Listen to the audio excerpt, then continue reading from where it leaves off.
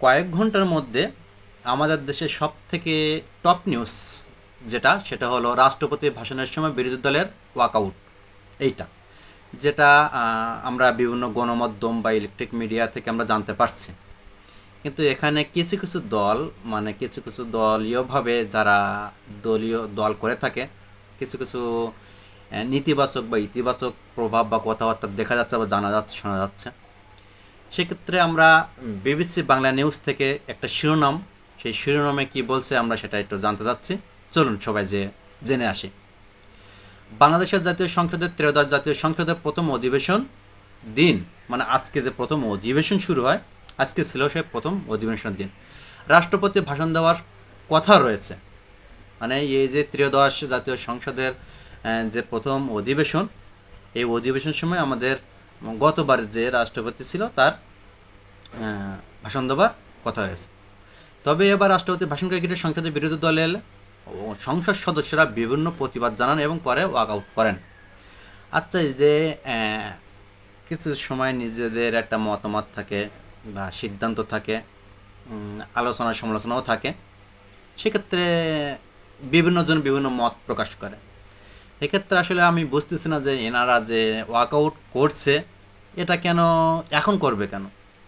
এরা যখন নির্বাচন হয়, যে আমাদের 26 যে নির্বাচনটাও হয়, তখন যে একটা শপথ অনুষ্ঠানের প্রথা রয়েছে, সেটা কিন্তু এই মানে এই রাষ্ট্রপতির মাধ্যমে তারা শপথ বাক্য পাঠ করে, তারা এমপি পার্লামেন্টের সদস্য নির্বাচিত হয়, তারা শপথ বাক্য পাঠ করে এবং তারা শপথ গ্রহণ করে।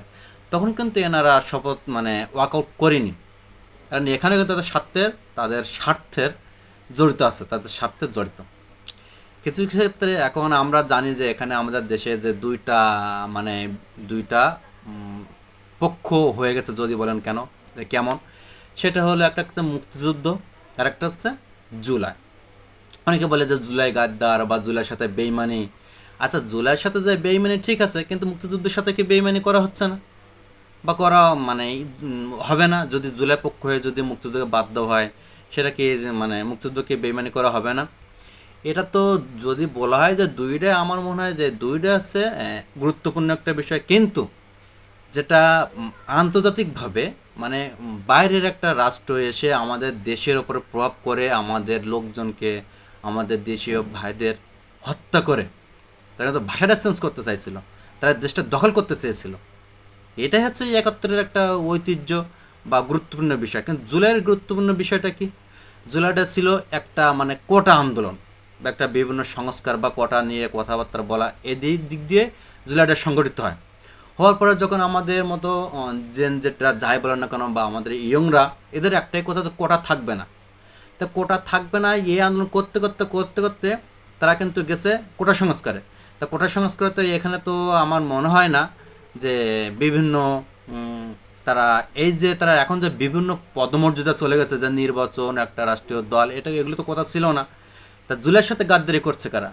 এটা কি একাত্তরের যারা ধারণ করে বা মানে গণে, এরা কি আসলে জুলাইয়ের সাথে গাদ্দারি করছে, নাকি বর্তমান সময়ে যে এনসিপি নামের যে একটা রাষ্ট্রীয় দল, মানে রাষ্ট্রের যে রাজনৈতিক দল, কিছু কিছু মানুষ আছে, এরা কি আসলে জুলাইয়ের সাথে গাদ্দারি করছে কেন? এরা তো সমস্ত, আমার মনে হয় যে এরাই তো গাদ্দারি করছে জুলাইয়ের সাথে। যদি বলি কেন, এরা বিভিন্ন মাধ্যমে কুসংস্কার বলেন বা মানে বিভিন্ন ব্রেন ওয়াশ বলেন, যাই করেন না কেন, এরা বিভিন্ন ছাত্রদের কোটা সংস্কার নামে, আন্দোলন সংস্কার নামে এরা মাথা খেয়েছে। খাওয়ানোর পরে তারা রাজপথে নামাইছে। রাজপথে নামানোর কারণে যখন একটা সরকারি বিরোধী যখন আন্দোলন হয়, তখন তো তাদের নিরাপত্তার কারণে হোক বা দেশের ভাবমূর্তির কারণে হোক, তারা তো একটা মানে দিবেই,